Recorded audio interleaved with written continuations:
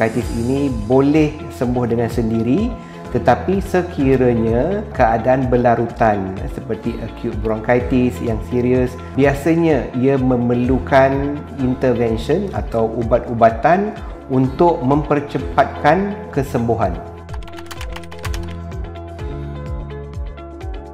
Ada yang betul juga dalam kenyataan tersebut, tetapi sekiranya pesakit mengalami jangkitan kuman dan mengalami batuk sahaja, kemungkinan besar ia masih boleh berjangkit.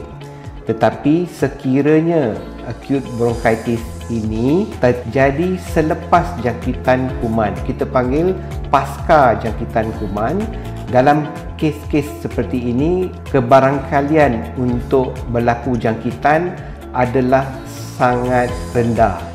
Tetapi sekiranya pesakit sedang mengalami jangkitan kuman dan mengalami simptom bronkitis, kebolehan untuk menjangkiti orang lain adalah agak tinggi.